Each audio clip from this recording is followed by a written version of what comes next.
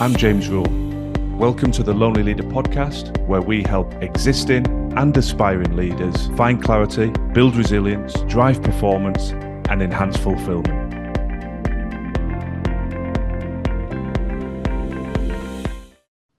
Today, we're talking about resilience. I am extremely passionate about this topic and this particular essential because it is my belief that we all need resilience in order to excel in both our professional role and our personal lives. And the harsh reality is we're all going to face adversity and challenge at some point. So rather than fear that, I spend a huge amount of my time through my coaching, mentoring, and training work trying to change people's mindset around resilience and provide tools so that, yes, we're not masochistic. We don't want adversity and challenge coming to our door every day. I'm not advocating that, but equally, I don't want you to fear it and live in constant sort of anxiety that, oh, what if this, what if that, and know that you've got the mindset and the tools, the resilience to meet those challenges and step through them. And I'd like to start with a quote from Seneca, which reads, "You have passed through life without an opponent. No one can ever know what you are capable of, not even you." And I love the way that frames this notion of resilience. Rather than fear challenge, see it as an opportunity to grow. See it as an opportunity to prove yourself to you, to enhance your confidence, and to be able to say, when you come through that particular chapter, wow, I'm proud of myself. I'm impressed that I handled that. And that enhances your ability to meet challenges in the future. Now, we all recognize that we'd rather not be dealing with too many challenges, but when we reframe it and say, okay, I'm in the middle of something here, it's not particularly pleasant, I will grow, I will get stronger, it will make me better placed to be able to deal with challenges in the future. That subtle shift of our mindset is so important because as you progress professionally, the more senior you become, the reality is the more problems you're going to deal with. The easy stuff gets dealt with and the harder stuff gets passed up to the leader. You move up a level in your hierarchy in your organization. Again, there's a greater swell of easier stuff getting done and a greater volume of harder stuff coming to your door. So see it as an opportunity to test yourself. I love that Seneca quote. It's as relevant today as it was thousands of years ago when it was first created. I'll move straight into another quote, which is the best definition I found for resilience, and that is the ability to withstand or recover quickly from difficult conditions. It captures it perfectly. You've got to be strong enough to be able to stand against the challenge, and you've got to have the ability to not be wiped out by it and take weeks or months to get back on your feet. Strong enough to stand against it and resilient enough to recover quickly and get back to the best version of you, both in your professional roles and in your personal roles. In today's episode, I want to move into the three biggest misconceptions I find working with clients about what resilience really is and what it isn't. I want to give some examples that I find quite inspirational from the world of leadership, individuals that you will know, no doubt, that have really epitomized resilience. I want to weave in some of my own personal experiences because I think, as you'll be getting to know now, if you've listened to many of the podcast episodes, I try and pride myself on authenticity and bringing my challenges and my lived life experience to really anchor in the lessons and the insights that I'm sharing. And then, as I always do, towards the end of the episode, I'll share some actionable takeaways so that you can begin sharpening and enhancing your resilience with immediate effect.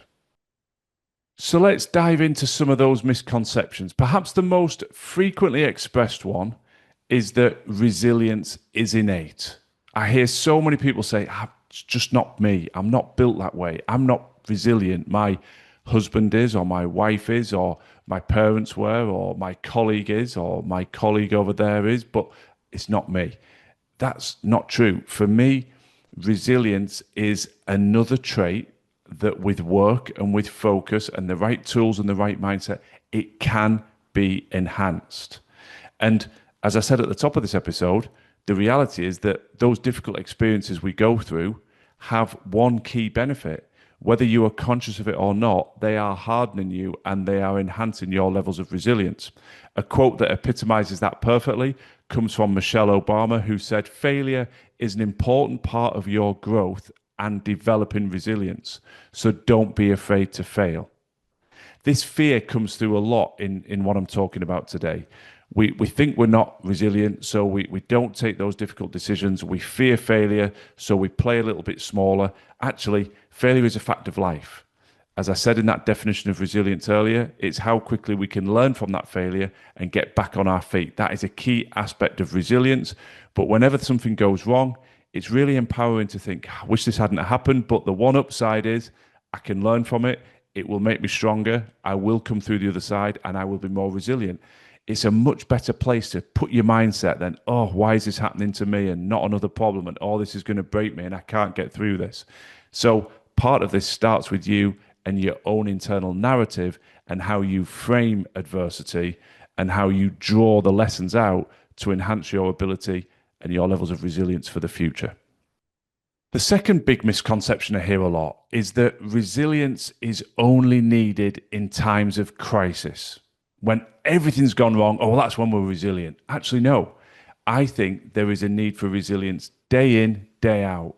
And a quote that really frames this well comes from Dr. Rick Hansen, who said, "Resilience is not just for surviving the worst day of your life, it's for thriving every day of your life." How true that is. Because we're not talking about just waiting for disaster and then we'll test our resilience.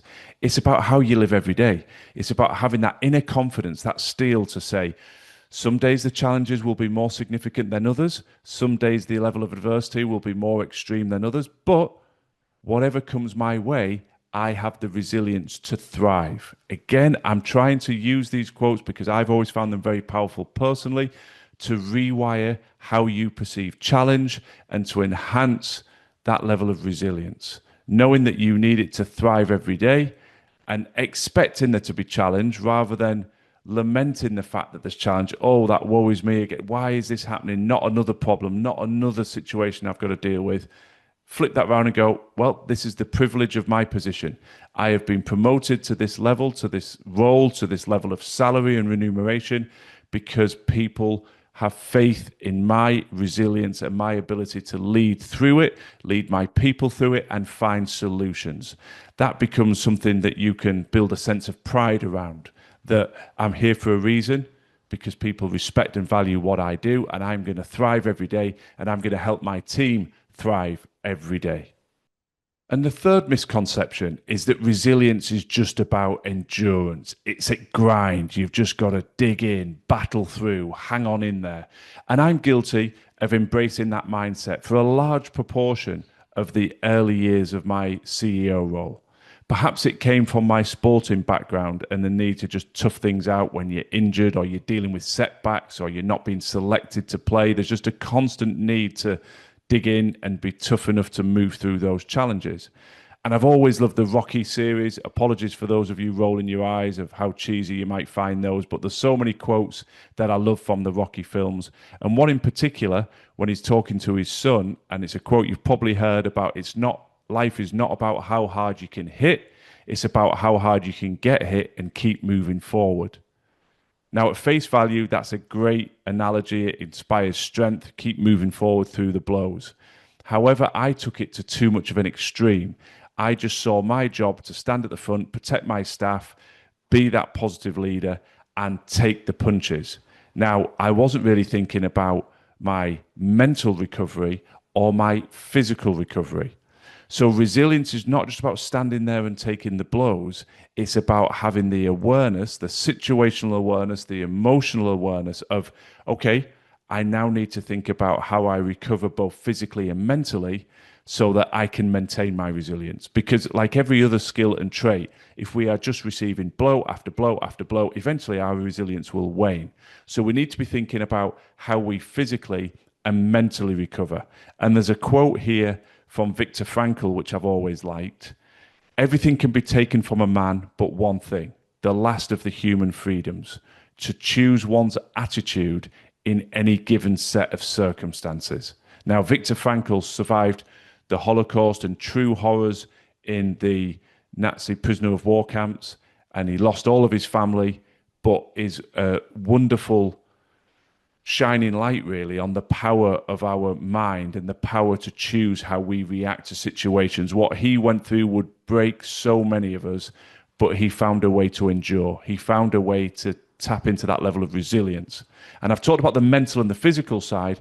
One important element of the mental side is how we frame things, how we perceive things, and also how we recover, both physically and mentally. I just want to underscore this notion of recovery because it is a key facet of resilience. I spent many years as a CEO in that unbelievably intense world of professional sport. I've talked about this in previous episodes, so I don't want to over elaborate the point, but the reality is sport is like a goldfish bowl. Everybody can see what's happening on the field and around the off-field operation of an organization. People have been following and supporting that organization, sometimes for multiple generations of a family. They are hugely invested emotionally, have a huge amount of passion for it. And when things are going well, that can lead to all manner of wonderful, positive emotions and supportive and inspirational environments. But conversely, when it's not going well, that passion can, in certain cases, become a little bit toxic, and it can become a very, very challenging environment. And you need resilience to keep moving forward, to not become sort of paralyzed by that desire to try and please everybody and end up pleasing nobody. And I stood front and center, perhaps with that old-fashioned notion of let's just grind, let's keep moving forward. And then one particular morning, I collapsed in my bathroom, ended up in hospital with pneumonia. That was a tipping point in my life where I recognized, hang on, there's more to resilience and sustaining high performance than just grinding day after day, working longer and longer hours without any notion and respect to the need to physically and mentally recover. And initially I went through the stages. Denial, I refused to accept it. I'm a man in my 30s, I'm physically healthy. Why am I collapsing with pneumonia? Eventually I got to that acceptance and that realization of something has to change. And from that day forward, I was so much more cognizant of looking after mental and physical recovery. And one of our biggest programs that we run at The Lonely Leader is called Creating Unshakable Resilience. It is a short, impactful program that we deliver with all levels of a hierarchy, from the most junior staff to the C-suite roles, the board level, and the ownership groups of organizations. And a key tenement of that is the need for a holistic view to high performance. So many of us get locked in a world where we focus solely on our professional role and to the detriment of everything else. We're not present with our loved ones in our relationships. We don't take care of our physical health. We don't take care of our mental health. We don't focus on recovery. And eventually something breaks. I call it redlining the engine. We either fall mentally, succumb to some sort of mental health challenge, or physically in some form of burnout. I see it day in, day out, and I've just shared my very personal story of what took place with me. So, as an aside to this episode, if you are interested in exploring the Creating Unshakable program and what it might do for you and your wider team, please do get in touch, because the reality is, as I keep repeating throughout this episode, we all need to enhance and maintain our levels of resilience, because we are all going to deal with challenges personally and professionally, and we can help you take that holistic overview, and we can help you put in place the tools and the simple steps that will enhance your mindset to keep that resilience level high. So, having shared those three big misconceptions, I wonder if they resonate. I wonder if you've labored under any one of those misconceptions. In every episode of the podcast, I like to draw on high profile, often globally recognized individuals to showcase that everybody goes through the same journey. It doesn't matter how senior, how junior you are, everybody can relate to these leadership essentials. We all need them. And if it can be relevant to some of the most successful people in the world, then it can certainly be relevant to all of us. And I'll start with J.K. Rowling, the internationally recognized author, the creator of the global phenomenon, the Harry Potter series of books and films and theme parks, a female titan in that space, but it wasn't always that way. She was at one stage living on welfare. She was struggling with her own mental health. She's openly talked about wrestling with depression. She was in a pretty dark place. And a quote that I've always referred to illustrate that from J.K. Rowling was rock bottom became the solid foundation on which I rebuilt my life. Obviously, history has played out.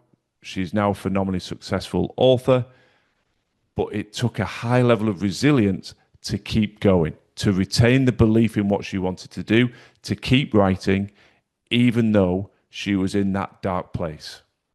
Another example that I've always drawn strength from is Admiral James Stockdale. Now, he was a US Navy pilot shot down in Vietnam, and he was held in a POW camp for 7 years.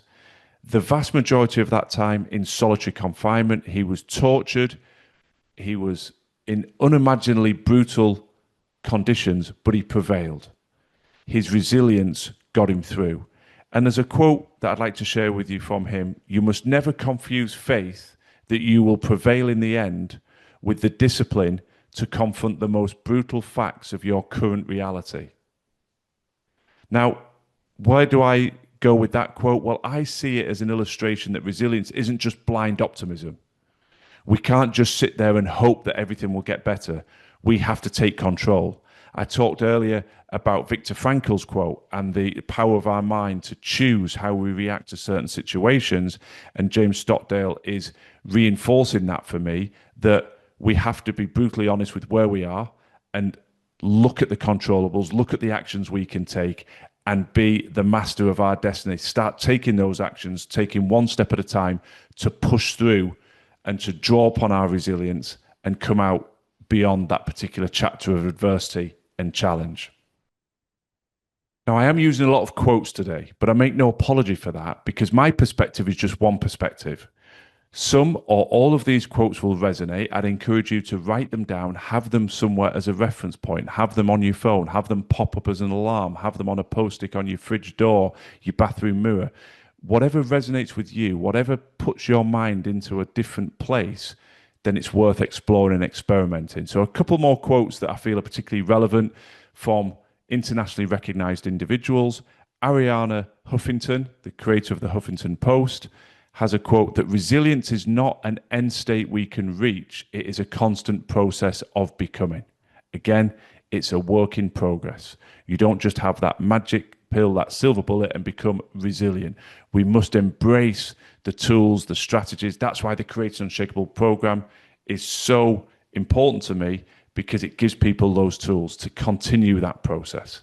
And Dolly Parton has another very simple but very impactful quote: storms make trees take deeper roots. Again, that notion of adversity makes us stronger. Storms push the trees to dig those more stable, deeper roots so they can withstand future storms. Another perfect illustration of everything we're talking about today. Now, away from the podcast, I spend the majority of my time coaching, mentoring, and training individuals and their wider teams.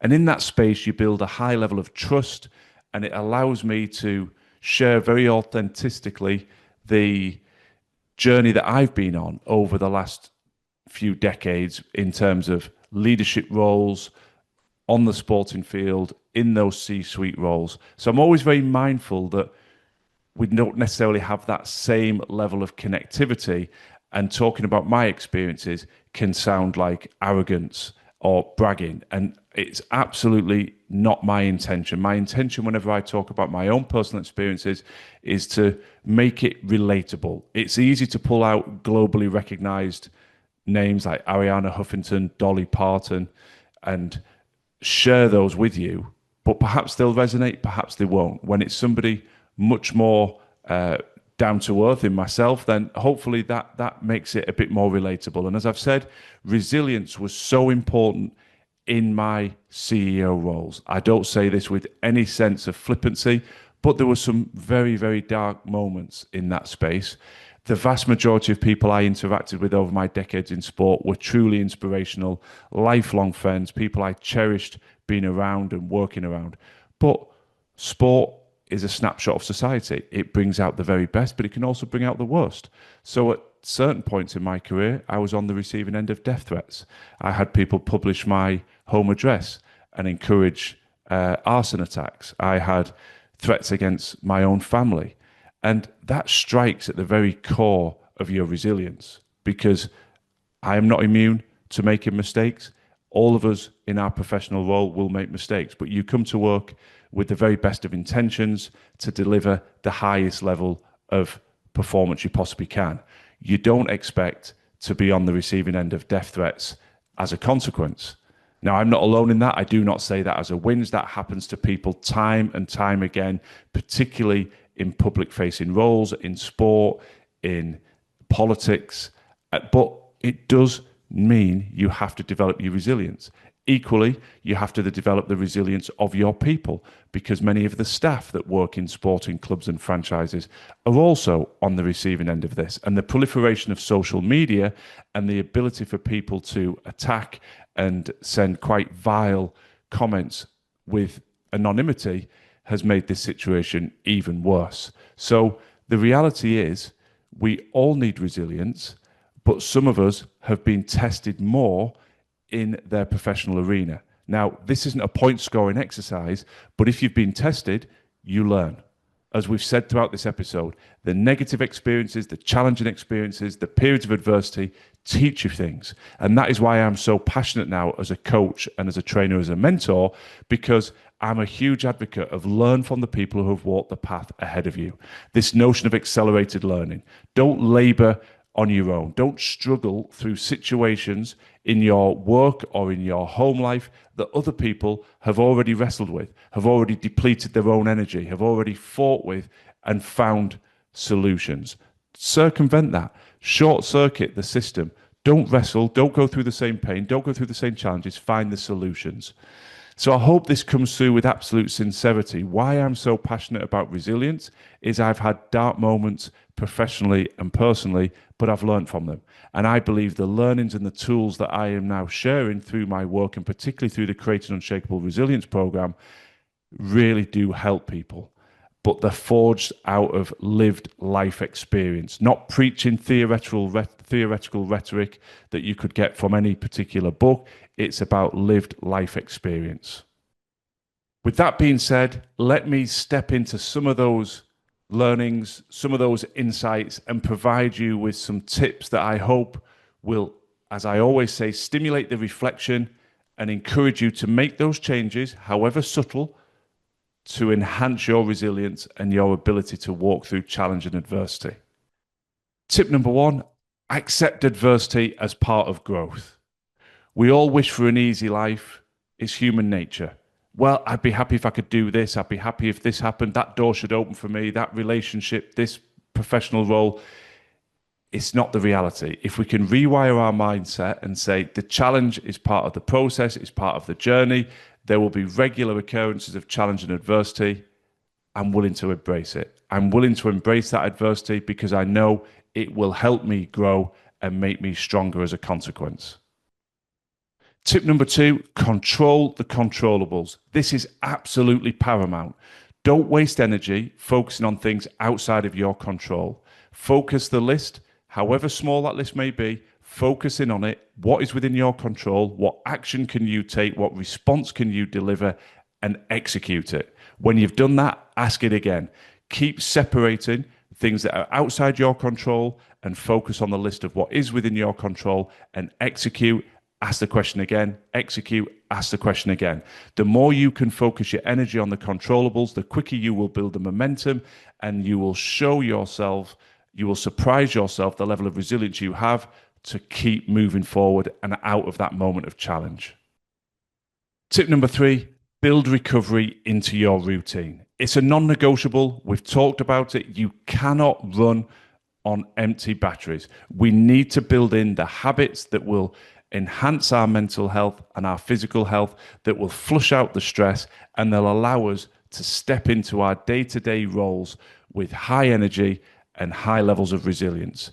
But if you don't recover, that resilience and that energy will deplete to a point where you are no longer effectively moving through your challenges and the adversity that you need to overcome.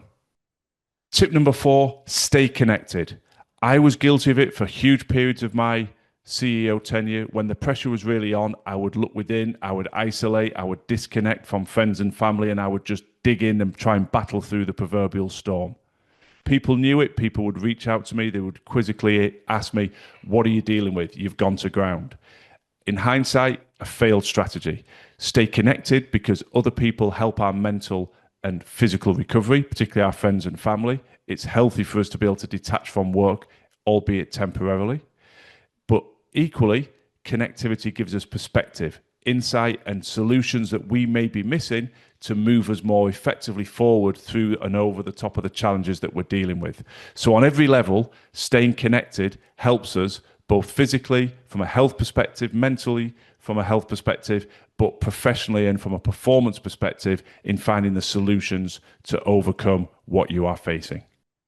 Tip number 5, reframe failure. We've used some great quotes in this episode from Michelle Obama, from Seneca. You will find a huge amount of quotes out there that reflect to this same point. We are not immune to failure. Who is? Who can we point to, hand on heart, in the world that's gone through their entire professional career and never experienced a single failure? Gone through their entire marriage or their relationship or their chapters and journey as a parent, as a friend, and never made a mistake, never had a failure. Of course, it doesn't exist. So why do we hold ourselves to that standard? Why do we lambast ourselves when we encounter a failure? The next tip, hold faith, but face facts. This ties back into the James Stockdale quote earlier. Believe in yourself, believe you have the resilience to move forward, but don't rely on hope and blind optimism. Go back to those controllables, face the facts of what you're dealing with, and take the action. Resilience as a state of mind is important to recognize that you have the ability to prevail, but we must take action. You can't just sit there and passively hope for the challenges to disappear, the adversity to pass. We must punch through it ourselves. So have the faith that you will endure, but then face the facts and link back into those controllables and take action to move yourself, your team, your organization forward. The next tip reinforces what I said earlier in the episode. Embrace a holistic view to high performance. Do not get stuck in the world of, well, I'm just under pressure, so I'm going to focus in on my professional role to the detriment of everything else. I'll disconnect from friends and family. I'll neglect my physical health. I don't have any time for passions or hobbies. I never see my extended family. It's all about my job. That is deluded. It might feel like the noble and honorable thing to do. I have problems, I must focus in, but you are depleting your energy, your ability, your resilience. We must step back. We must find the discipline to stay connected in all those areas, to still find time for our hobbies, to find time to be present with those that we love, to see friends occasionally, and to ensure that all of that comes back into our professional role with us in a much more resilient, high energy position with the right mindset to keep moving forward.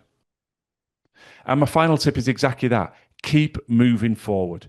As you're probably aware of, I like metaphors. I like those visual pictures, but we must keep taking steps. I always think of the boxer on the ropes. If they cover up, yes, they're protected in the short term, but their opponent is going to keep raining blows down on them. That's not resilience. Eventually, however strong you are, you will lose that fight. You will be knocked down under the sheer onslaught and barrage of punches. We have to find the courage and the resilience to be able to drop our guard and throw a punch back. And then we can protect ourselves. We can cover up. I know many of you listening are not boxers, but you understand the principle. We must take one step. We must throw one punch because that gives us confidence. We can see we've taken one small step forward. Then we find the next one and the next one. There are no silver bullets. I say that phrase a lot because often we'd all love to think, I have this problem, if I do this one thing, it goes away. Sometimes, but rarely. The reality is it's an amalgamation of a series of steps by you and people around you that overcome problems and challenges. Keep taking the steps. Do not look for the big silver bullet solution. Recognize that the only way out is to take forward steps. However small, they will get you there eventually. Don't dismiss something because it's small. I would rather you take one step, then another, and then look back and say, wow, we've come a long way. It's been an episode of quotes. I'm going to finish with a couple of quotes that I find particularly powerful.